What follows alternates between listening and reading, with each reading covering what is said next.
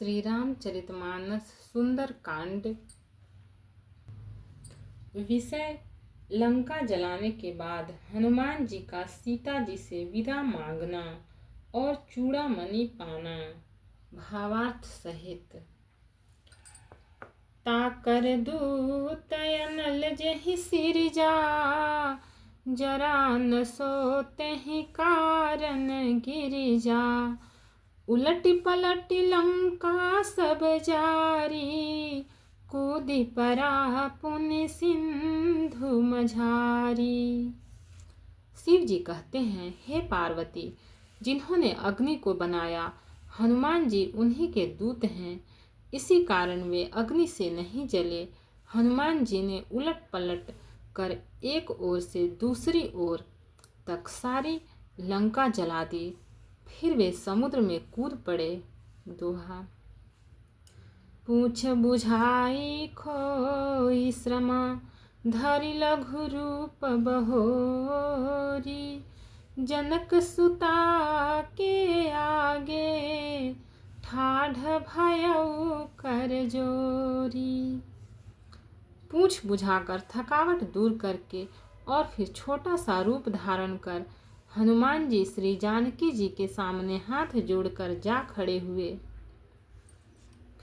मातु मोहि दीजे कछु चिन्हा, जैसे रघुनायक मोहि दीन्हा।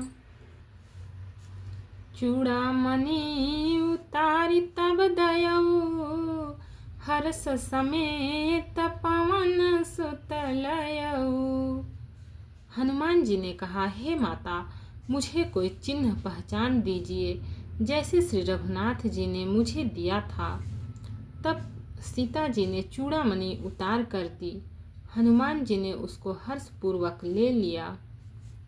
कहेहु तात यस मोर प्रणामा, सब प्रकार प्रभु पूरन कामा। दीन दयाल बिरदु संभारी, हरहु नाथ मम संकट भारी। जानकी जी ने कहा, हे तात, मेरा प्रणाम निवेदन करना और इस प्रकार कहना, हे प्रभु, यद्यपि आप सब प्रकार से पूर्ण काम हैं, आपको किसी प्रकार की कामना नहीं है, तथापि दीनों दुखियों पर दया करना आपका विरध है और मैं दीन हूँ। अतः उस विरध को याद करके हे नाथ, मेरे भारी संकट को दूर कीजिए। तात शक्र सुत कथा सुनाए हूँ, बान प्रताप प्रभु ही समुझाए हूँ। मास दिवस महु नाथु न आवा, तो पुनि मोहि जियत नहीं पावा। हे तात, इंद्रपुत्र जयंत की कथा घटना सुनाना और प्रभु को उनके बाण का प्रताप समझाना, स्मरण कराना। यदि महीने भर में नाथ न आए तो फिर मुझे जीती न पाएंगे।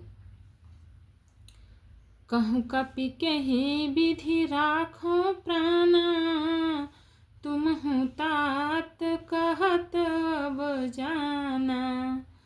तो ही देखि शीतली भई छाती, पुनि मो कहूँ सोई दिनु सो राती। हे हनुमान, कहो मैं किस प्रकार प्राण रखूं। हे तात, तुम भी अब जाने को कह रहे हो।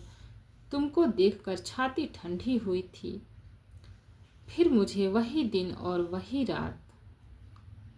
दोहा: जनक सुतहि समुझाई करी, बहुविधि धीरजु दीन।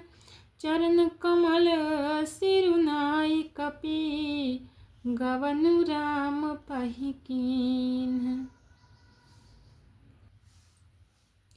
हनुमान जी ने जानकी जी को समझाकर बहुत प्रकार से धीरज दिया और उनके चरण कमलों में सिर नवाकर श्री राम जी के पास गमन किया। चलत महाधुनि गरजे सी भारी, गर्भस्त्रमहि सुनि निशि चर नारी। नाघि सिंधु यही पार ही आवा, सबद किलकिला कपिन सुनावा। चलते समय उन्होंने महाध्वनि से भारी गर्जना किया, जिसे सुनकर राक्षसों की स्त्रियों के गर्भ गिरने लगे। समुद्र लांघकर वे इस पार आए और उन्होंने वानरों को किलकिला शब्द हर्ष ध्वनि सुनाया। भक्त और भगवान की जय। चैनल को लाइक, सब्सक्राइब और शेयर करें। कमेंट में जय सिया राम लिखें। इसके आगे का पाठ इसके आगे के एपिसोड में मिलेगा।